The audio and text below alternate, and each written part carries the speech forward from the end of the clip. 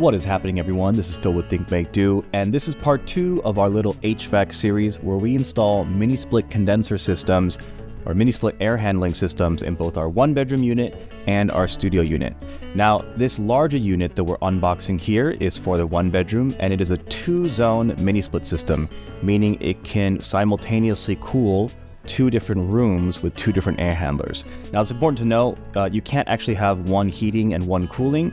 They both have to be either heating or cooling. They can't do opposites, and that kind of makes sense when you think about what the air handler is doing.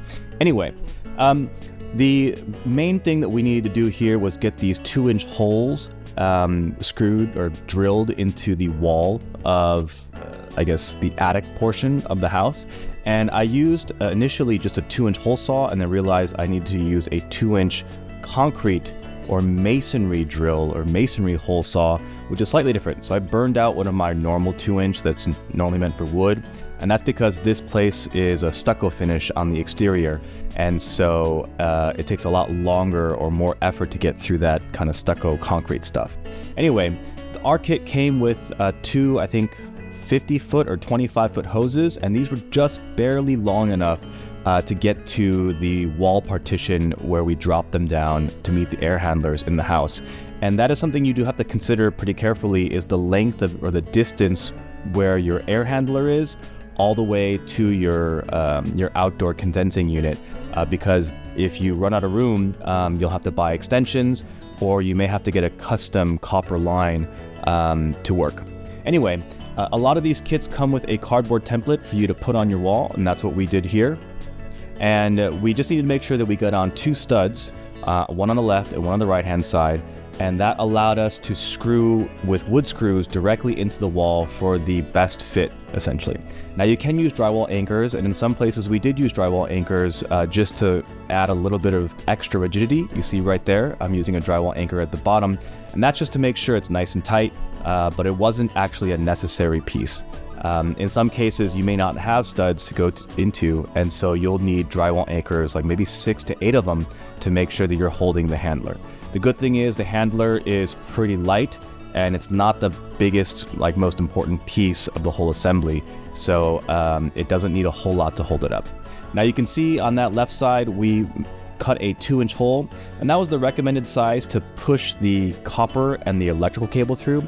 But in retrospect, probably a 3-inch hole is better. We were making a pretty tight 90-degree bend, and you don't want to bend too extreme because that will eventually crease and could break the copper line that's inside that insulation. You want to do like these long sweeping turns to prevent stress on the copper line, and so you just got to be careful with that. I would say at this point, the most tedious process here is just getting everything aligned, finding your studs. You can see we're doing the 2nd air handler now in the bedroom, and the most awkward position you'll ever be in is when that air handler is near the top. It's resting on the 2 kind of clips you see at the top section there, and you're trying to get your hands underneath to screw in the the 2 different AC condenser lines, as well as the power cord. And the power cord also has to thread through the air handler to the front so that you can connect those into the control panel that's in the front. So all that is kind of awkward, and these hoses are not the easiest to push in and out, and the more you flex them back and forth, the more you are at risk of bending that copper and snapping those lines. So you want to work slow. You want to be very intentional with how much you're pulling or pushing that copper line to make sure that you're not creating any creases or essentially leaks. Now, in my case, I actually did cause a leak. There was some debris where the condenser screwed together, and it did end up leaking some of the AC out. And so I did have to later on have a technician come out and refill my AC and fix the line. But in general, doing this DIY saved probably $2,000, maybe even more, considering we had to lay the lines over the roof or in the attic and through the roof, or through the sidewall of the house. It's a much more extensive installation than your typical mini split system that just goes straight out and then down. which you see a lot of installs on YouTube and people giving their kind of their advice on those installations. That's actually a lot easier, and that's what we did in the other unit in our studio. That popped right out, and it's much easier to deal with all the cables, cords, and install. This one was probably the most difficult I've ever done so far, but I would definitely do it again. Totally worth my time. Once your air handlers are installed, the next thing you need to do is go ahead and set up all of the Freon tubes. And so this handler is, or this condenser is capable of handling up to 4 air handlers. I've only got 2 in this system, and I believe the system was only charged with enough Freon to support 2. So depending on what you buy, the Freon is actually a really expensive part. So you can be rest assured, if you got an air handling system, just one of them, it only comes with enough Freon for one. If you add another handler later, you're probably going to have to add more Freon to the system to support it. Now, the electrical on this is pretty simple. There's one power cable, or like a data cable, coming from each of the air handlers, and that's a power, a ground, and I think 1 or 2 signal wires that tells the condenser when to turn on and off. So there's 2 handlers in my case, so there's 2 sets of wires there. And then you also need to install the power lines that come from your sub panel into this GREE condenser. Now, condensers are either 120 volt systems or 240 volt systems. The one I have here is a 240 volt system. So I have a 50 amp 240 volt breaker that I installed, I think in my previous video, got that set up, and now I have it hooked up to the condenser, and we are almost ready, well, just about ready for our first test. So let's go try it out. Okay, that's on. Very broke.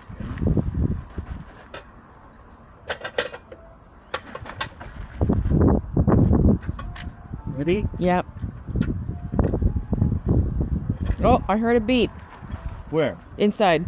Inside? Yeah. Don't you have to like turn it on, the thing? Or no? Yeah. How do you know which one goes to which? Or is it universal? Add?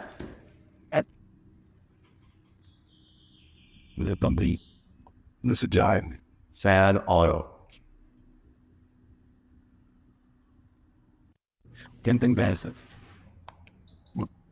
Oh, okay. Wait. That is AC. Fan Oh, I feel it. is on high. Yeah. With circulation. Yeah. Okay. Make sure the other one. Let's check the other. Oh, shit.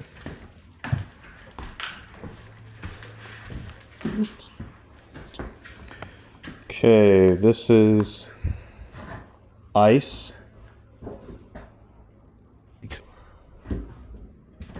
Yeah. And sit down. Sit down.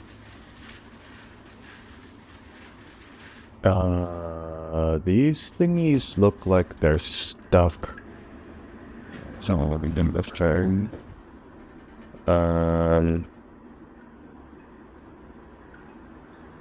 Yeah, so it's on circulation. That'll kind of make its way to the kitchen, right? You know how our kitchen doesn't have good AC? I think this place is going to not have good AC either in the kitchen. Who cares? Then I went back to work. What'd you say? Or less. Who cares? What'd you say? We have to do the next one. As long as it works? As long as it works, we're going to do the next one. I'm over it.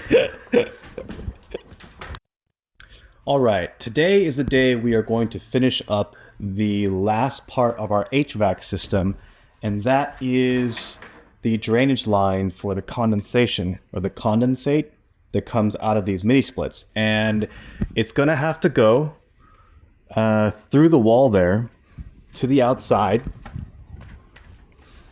It's gonna have to meet up with the second HVAC system on the other side of the wall, and then I'm gonna lead them hopefully over the window or under the window, and down to this flower bed where it's going to drip into this section here. So I got a number of fittings in this bag. I think the most important is going to be this, not this one, this one, 5/8 inch barb to 1/2 inch male MIP, some kind of male thread. And I think you'll understand what I'm going to do. It should come look like this. Got one of these here. This is gonna, oh, sorry, it's the other size. 1/2 inch to 1/2 inch MIP. Let's go get that one. There we go. That's why I bought two sizes, because I wasn't quite sure.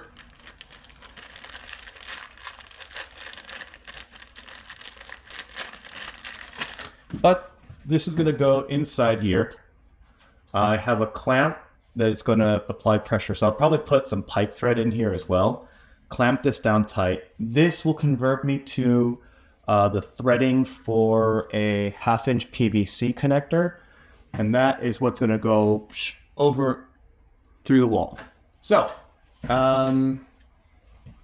let's get started.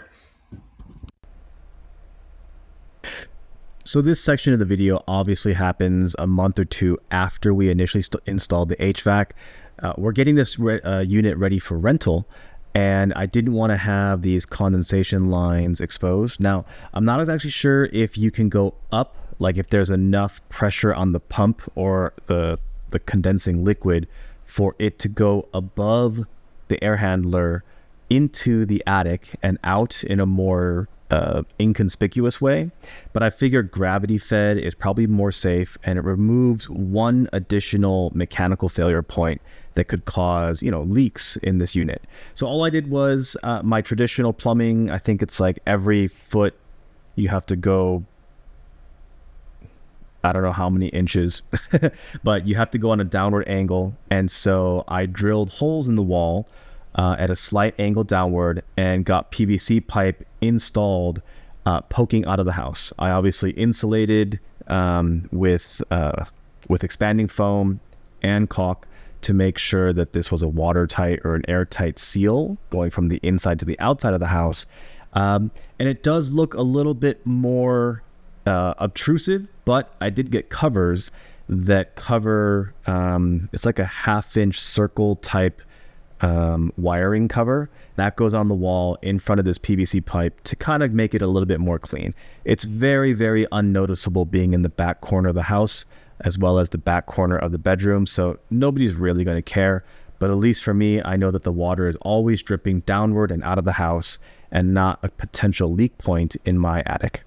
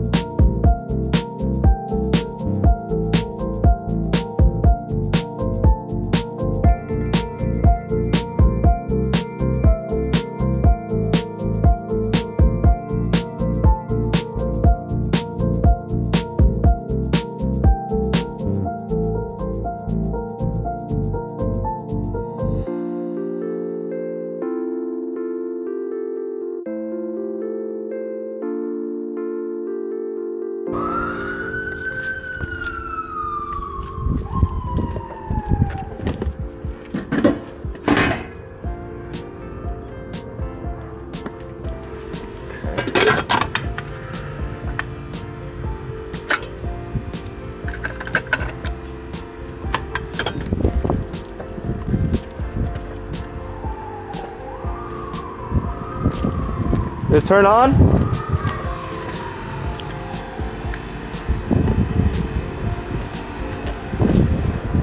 you have the remote? There's already a light on. Okay. Maybe it's a different model. Yeah. Oh, okay. Oh, look, this one has a symbol. Yeah. So you know what's what. Okay, I'm gonna go outside. See if Leave it on? Huh? Leave it on? Yeah, leave it on. Put it on AC. Alright, so I have never mounted an AC system or a condenser on a wall, but I've seen it all over the place on these L brackets. And so this is the general theory. You have to find the studs that go along your wall. And in my particular case, they were a little bit difficult because there's so much stucco on top. So I just drilled a bunch of holes horizontally till I hit wood. And that's where I knew the studs were. Don't worry, I used a Lexel or a silicone sealant to cover up all the holes that I made, and the bracket kind of goes on top of that stuff anyway, so you'll never see it. I made sure I got at least, I think, 3 of those screws into studs along the wall, made sure that it was level, and then my last one I used like a drywall or just an anchor to get that 4th one in place. So 3 out of 4, that's pretty good. And these L brackets, I bought this kit on Amazon. It really wasn't that expensive, like $65. It's just a bunch of metal. And you do have to make sure that everything is level. And on the back side of those L brackets, there's a little adjustment screw to make sure that the angle of the L is 90 degrees and also perfectly level. And after that, you just make sure that these rubber pads are kind of on the bottom to reduce the noise and vibration of the system itself. You kind of get it lined up into the position centered on the brackets the way you like it, and then you just screw them down. And that's really it. It doesn't take a whole lot in terms of rocket science to get this done. It's just making sure you find those studs in the wall, which I think is the scariest part. But even the most experienced contractors I've talked to, they just screw into the wall till they find a hole, which seems really strange, but that's exactly how they do it. So I don't know, someone tell me if there's a better way to do it. The stud finder can't get through the concrete or the stucco that easily to find the wall, so the drilling method seems to work just fine. Now, the cool thing about this unit is it's much simpler to install than the apartment unit or the 1-bedroom in the back. And that's because these pipes come straight out the wall and they don't require a whole lot of bends, which means I don't have to go through a stud, go down and around. It just literally, I drilled the hole through the wall and then stuck all the wiring through that hole, made sure I puttied and siliconed the casement so that it's watertight, and that was it. Everything is ready for me to now connect back to my condenser on the outside. And it is getting kind of late at night, so I set up a light, so hopefully you guys will be able to see everything that I did to get this in place.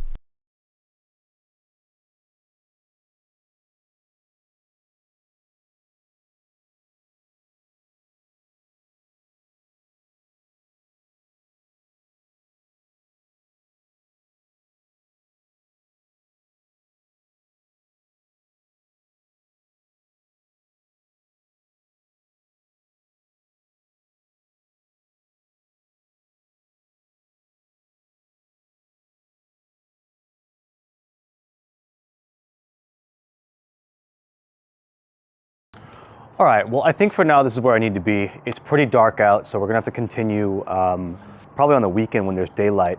I do have the mini split covers that are gonna go on the exterior, going all the way across, doing a 90 down, and then tidying up some of my work here. But everything is pretty much attached. Now, I'm not gonna release the HVAC just yet. We'll wait for the next time that I'm out here to do that. But everything's connected and tightened down. So I redid the electrical. Everything is going through the wall sleeve. I've got my general path for the HVAC, or at least the copper piping, over, of course, to my mounted mini split unit. I was able to find 2 studs, and I actually found a 3rd over here. The one on the right is a little bit weak, but I think that should hold up just fine. If I need to, I'll put in concrete anchors over time. But the problem with this property is this wall, the plaster, or the concrete that was used is a little bit weak, so it's not the best surface to mount to. But I got 3 out of 4. That's pretty good in my book. And yeah, we'll just clean up my mess, store the remains that I need to, like the putty that goes in this hole, and there's a couple other odds and ends that I need for finish work. And let's move on to something else.